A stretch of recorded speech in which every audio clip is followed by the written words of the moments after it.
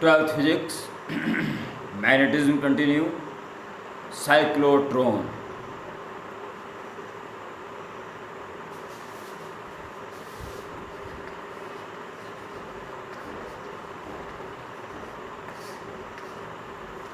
Cyclotron याद करें, जब चार्ज पार्टिकल मैग्नेटिक फील्ड में एंटर किया था उसने तो गोल गोल घूमने लग गया था, और जब आपने उसका टाइम पीरियड निकाला तो वो v से बिल्कुल फ्री आया था।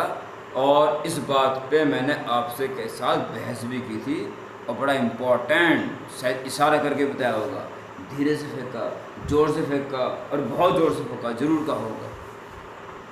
हर बार वो सेम टाइम में ही चक्कर पूरा काट रहा था। Time period is independent from speed. और इस बात का भरपूर यूटिलाइज करते हुए इस यंत्र की स्थापना की गई। इसके द्वारा charge particles, protons, neutrons, alpha particle etcetera, पर इलेक्ट्रॉन को नहीं। इस वीडियो के अंत में पता चल जाएगा इलेक्ट्रॉन को क्यों नहीं। तो प्रोटॉन जैसे चार्ज पार्टिकल्स को बहुत ही हाई एनर्जी के साथ एक्सेलरेट किया जा सकता है इसके द्वारा। और मुख्य हेडिंग के साथ पहला स्टेटमेंट यही आएगा। रफ कॉपी लेके बैठे हुए हो, तुरंत जैसे जैसे बोल रहा हूँ लिखते रहो।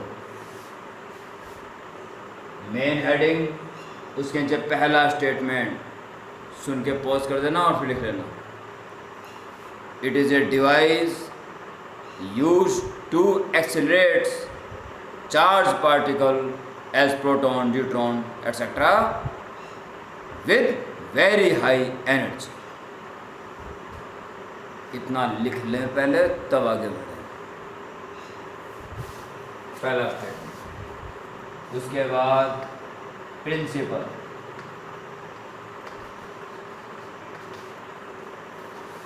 प्रिंसिपल हेडिंग डाल दें।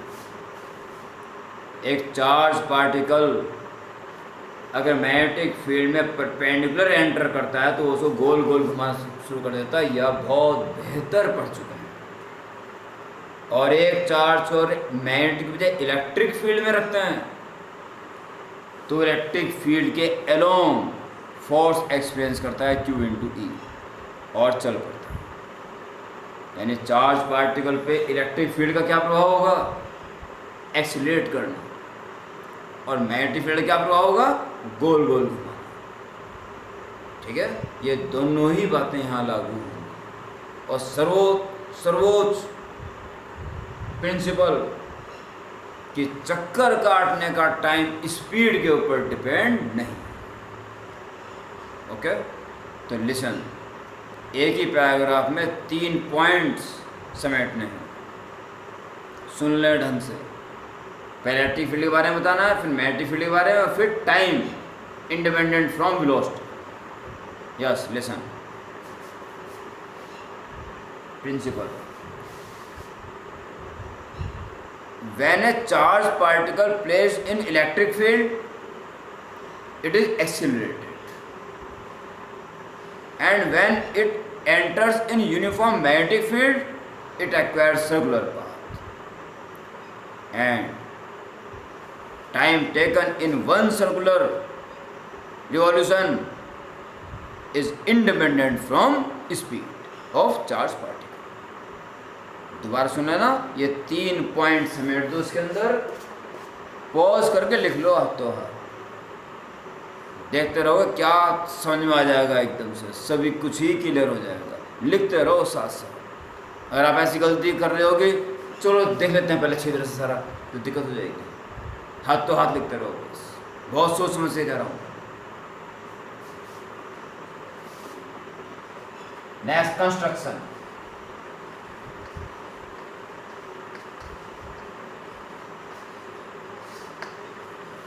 कंस्ट्रक्शन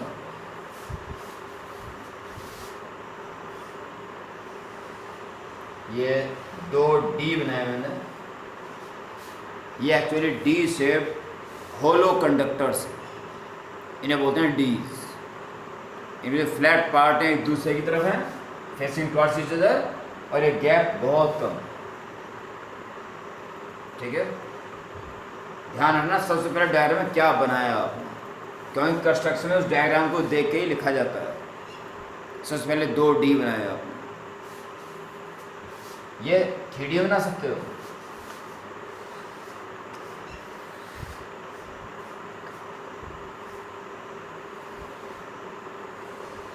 ऐसे बना सकते हो कि आपको ये सरफेस दिखाई दे।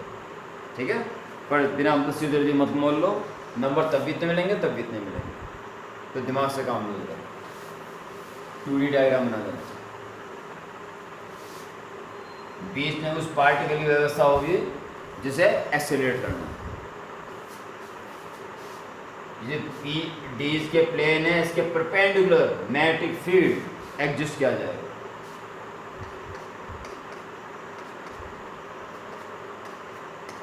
Uniform magnetic field B। आपने सबसे पहले बनाया 2D, फिर बनाया मैग्नेटिक फील्ड, और अब इन दोनों डीज को जोड़ दो एक वोल्टेज। वो वोल्टेज होना चाहिए अल्टरनेटिव, तो लगातार इसकी plus minus plus minus plus minus की पोलरिटी बहुत तेज़ी से चेंज होती रहेगी। कभी ये प्लस ये माइनस, तो ये प्लस ये माइनस बड़ी तेज़ी से इंटरचेंज होती रहेगी। ऐसा अल्टरनेटिंग वोल्टेज इसके बीच में लगा जाएगा। कभी ये पॉजिटिव ये नेगेटिव, कभी ये नेगेटिव ये पॉजिटिव, बड़ी तेज़ी से इंटरचेंजिंग होती रहेगी। क्लियर? और पूरा एपरेटस पूरी तरह से इसकी हवा बाहर निकाल दी जाएगी, इवैक्यूएटेड। ठीक है जी, ये कुछ पॉइंट्स आप इसके कंस्ट्रक्शन में तुरंत ही वीडियो को पॉज करके लिखें। मैं एक बार और सारी बातें बता देता हूँ।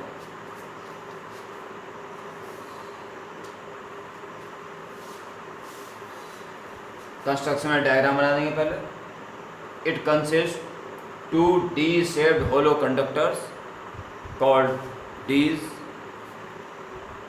are placed near to each other and having flat parts facing towards each other and having a small gap between them. A uniform magnetic field is exists there perpendicular to plane of Ds. An alternating voltage with very high voltage and very high frequency is applied across 2 Ds. Full apparatus या full machine या full assembly is evacuated. Okay? Evacuated का reason शायद आप जानना चाह रहे होंगे sir ये क्यों? तो जब प्रोटॉन बहुत तेज एक्सेलरेट हो जाएगा, एयर मॉलिक्यूल्स डस्ट पार्टिकल्स आदि से टकरा सकते हैं और काम खराब हो सकता है, इसलिए इवैक्यूएशन वहाँ पे कर देंगे। तो इसके बारे में, फील्ड के बारे में, अल्टरनेटिंग के बारे में और इवैक्यूएशन के बारे में लिख के कंस्ट्रक्शन को समाप्त कर दें। Okay, after this working.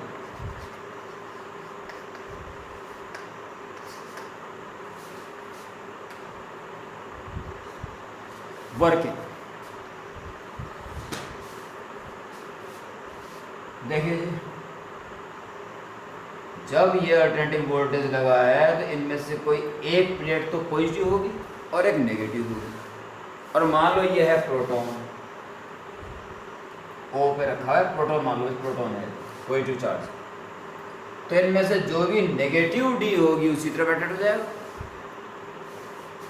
मान लो ये नेगेटिव D इसके अंदर एंटर कर।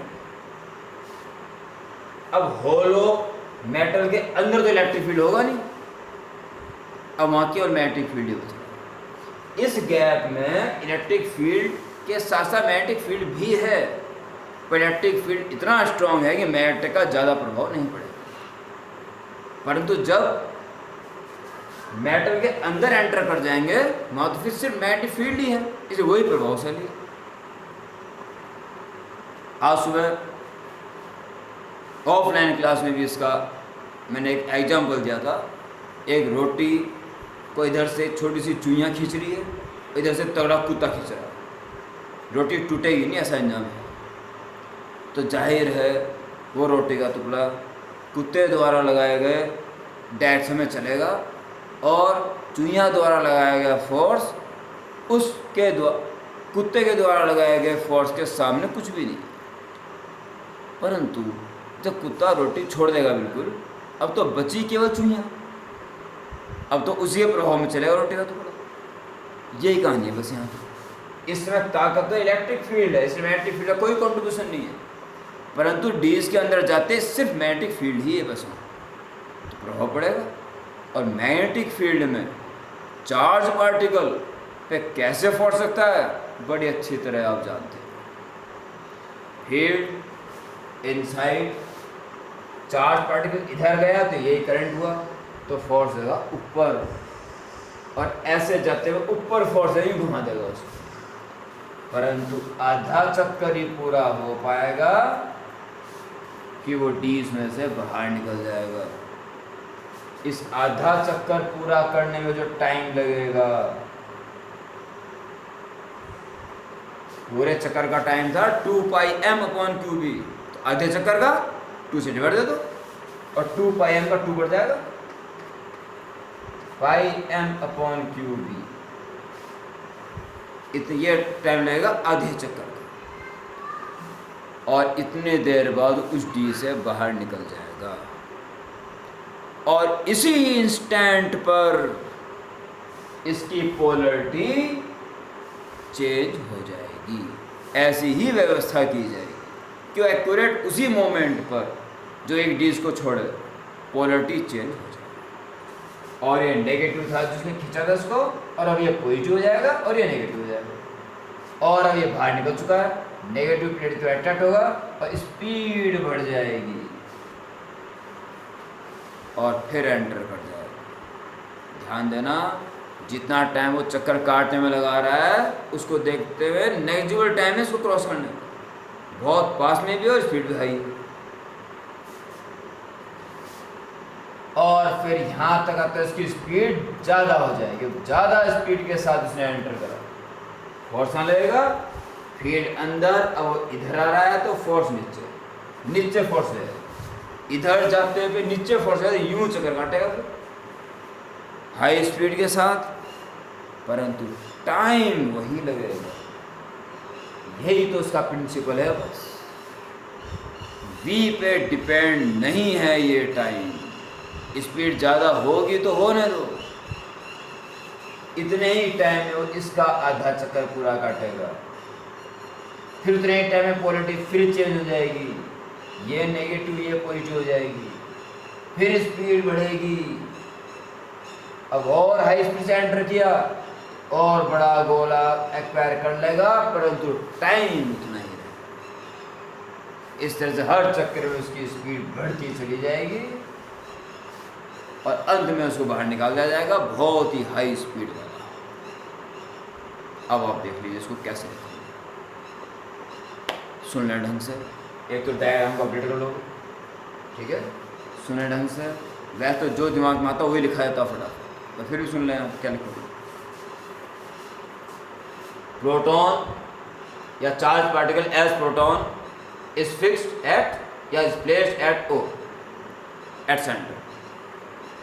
It is attracted by negative D.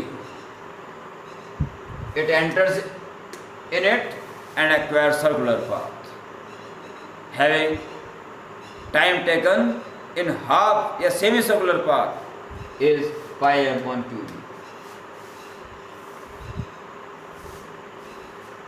At the same moment, think of after this time, at the same moment, polarity of electric field is changed, and now proton is attracted by another D, yes, second D. Its speed increased, again acquires circular path, but time remains same. Same processes continue, and in every rotation its speed is continuously increased, and finally it acquires a very high energy. Okay, इतना लिखेंगे आप work. फिर बाहर निकालने का प्रावधान नहीं आएगा, घूमते घूमते कैसे बाहर निकालेंगे वो नहीं बताना, ठीक है। बहुत सारे बच्चों बस यहाँ तक करके समझते हैं मैंने बहुत बड़ा काम। प्यारे बच्चों, इसको रिप्रेजेंट करने का भी तरीका बड़ा सुंदर होना चाहिए। इन हेडिंग्स के साथ साथ कुछ विशेष हेडिंग अगर आपने डाल दी और चेक करने वाले ने शुरू में हेडिंग को देखा, वो वैसी उसको पास का पूरा नंबर दो, वो समझ जाएगा ऐसी हेडिंग डालने वाला बच्चा निश्चित रूप से इसके बारे में सब कुछ जानता है। तो ध्यान दें, मैं अगली हेडिंग्स क्या लिखा रहा हूँ। नेक्स्ट हेडिंग, वर्किंग को पूरा समझाने के बाद next heading, achievement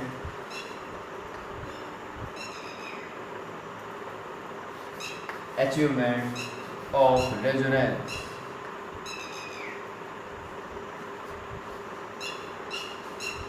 achievement of resonance, resonance की प्राप्ति। रेजोनेंस यानी अनुनाद, और अनुनाद 11th क्लास में बड़ी ज़बरदस्त इसके ऊपर क्लास हुई थी आपको। एक बॉडी की फ्रीक्वेंसी दूसरी बॉडी से मैच करेगी तभी इसकी ऊर्जा इसमें जानी शुरू होगी, और यहाँ तो साथ साथ ये लगातार ऊर्जित होता जा रहा है एनर्जी, और कदाचित क्या पक्का इलेक्ट्रिक फील्ड से, ये एनर्जी का सोर्स, और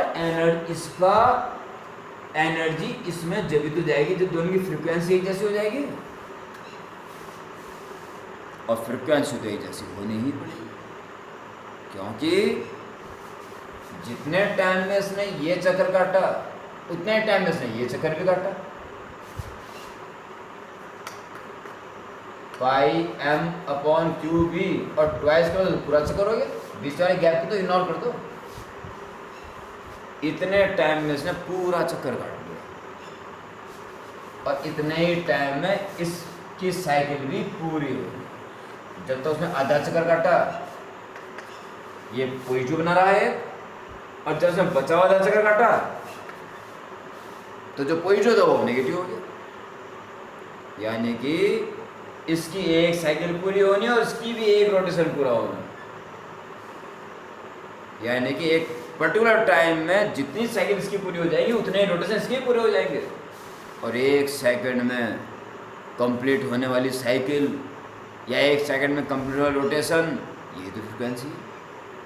अर्थात इसकी फ्रीक्वेंसी और इसकी फ्रीक्वेंसी के बिल्कुल एक्यूरेट एक होगी, तभी रेजोनेंस घटित होगा, और तभी इसको इससे ऊर्जा प्राप्त होगी और लगातार कामयाब हो जाएगा।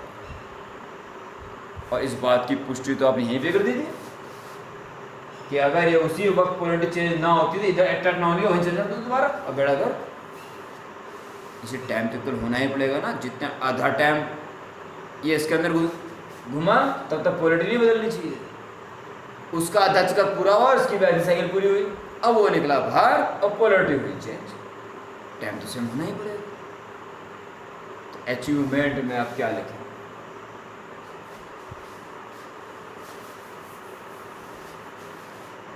To achievement of resonance, frequency of rotation of proton should be equal to frequency of alternating voltage. So, frequency alternating voltage AC की और frequency rotation की इक्वल होनी चाहिए। alternating voltage की frequency न्यू इसकी फ्रीक्वेंसी अभी दिखा दें 2 पाई m अपॉन क्यूब, इसको उल्टा कर दो, Q/2 पाई m। अगर ये कंडीशन फुलफिल्ड हो रही है तो रेजोनेंस हो रहा है और लगातार ऊर्जा बढ़ती चली जाए। आपके लिए विशेष तौर पे बताया जाता है कि इसको सेट नहीं किया जा सकता, ये तो मेगा साइकिल्स पर सेकंड होता है। इसको एक सुटेबल वैल्यू प्रदान कर दी जाती है, उसके बाद b को स्लाइटली चेंज किया जाता है जिससे ये चीज़ इक्वल हो जाए। ओके, b को स्लाइटली चेंज किया जा सकता है। दिस, ये कंडीशन होनी चाहिए अगर साइक्लोट्रॉन सही काम करे। Next, limitations.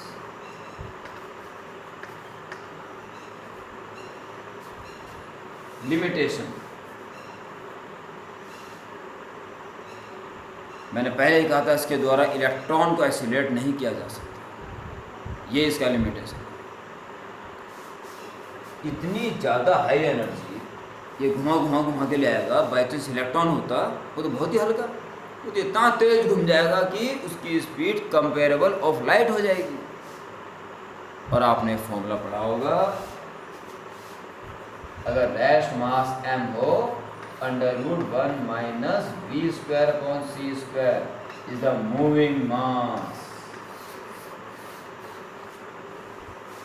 कोई ऑब्जेक्ट बहुत तेज चल रहा हो तो उसका मास इस रिलेशन के अकॉर्डिंग इंक्रीज हो जाता है। आप 100 किलोमीटर पर आवर की स्पीड से भी भाग रहे हो तो यहाँ जो वैल्यू लिखोगे मीटर पर सेकंड कन्वर्ट करके, तो ये चीज़ इतनी छोटी आ जाएगी, देखोगे ना 3 × 10⁻8 का स्क्वायर 9 × 10⁻16 से डिवाइड दोगे तो ऑलमोस्ट 0 जाएगा, इसमें पौने 1 ही बचेगा बस। ये जितने किलो का खड़े खड़े उतने किलो का दौड़ते दौड़ते, परंतु अगर स्पीड बहुत हाई हो जाए फिर तो ये 0 के आसपास नहीं होगा, फिर तो 1 में से घटेगा कुछ ना कुछ। Denominator is decrease so m is increase, और m is increase the condition of resonance disturbed and cyclotron not works। ठीक है, तो लिमिटेशन क्या लिखोगे? By cyclotron very light particle as electron cannot accelerate because it is so accelerated that its mass is increased according to relation this। ठीक है, and on changing or on increasing its mass condition of resonance is not fulfilled, so cyclotron can't works। Okay, और अंतिम heading प्यारे बच्चों, जब ये charge particle kinetic energy acquire कर लेगा वेरी हाई, तो सबसे ज़्यादा कितनी एनर्जी एक्वायर कर लेगा, इसका छोटा सा डेरिवेशन। तो अंतिम heading, maximum kinetic energy acquire.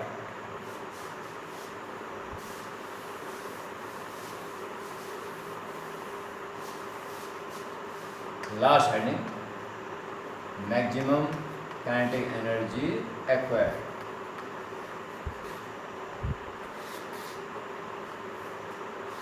इसमें एक स्टेटमेंट लिख के, magnetic force provides necessary centripetal force, ये लिख के, therefore QVB is mv² upon r।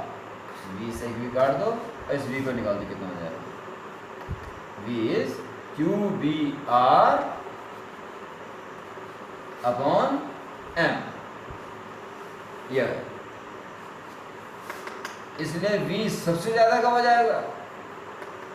आपको पता ही है, जैसे जैसे इसकी रेडियस बढ़ती जा रही है, स्पीड बढ़ती जा रही है, तो भैया r जब सब, भाई ये तो बाकी कांस्टेंट है, QBr अपॉन m। r होगी सबसे बड़ी रेडियस, या क्या तो रेडियस ऑफ डीज, आखिर तक आता है तो बाउंड्री पा जाएगा। ठीक है, पर आप रेडियस ऑफ डीज मत लिखना, आप लिखते ना मैक्सिमम रेडियस है,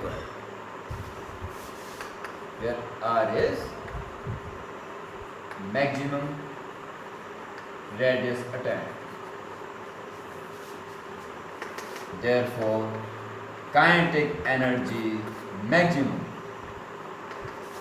is half mv²। का फॉर्मूला होता ही है, ये मैक्सिमम कब हो जाएगा? जी v मैक्सिमम हो जाएगा, और वैल्यू पुट कर लो m अपॉन 2, और v मैक्सिमम का square q² v² r² upon m², m से m कैंसिल, तो kinetic energy maximum is equal to q square b square r square upon 2m।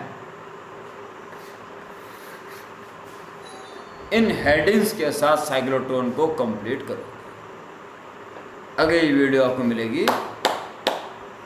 चलो इसकी हेडिंग सीक्रेट रखो, यहाँ तो अपडेट करो और ready for next video. Good night.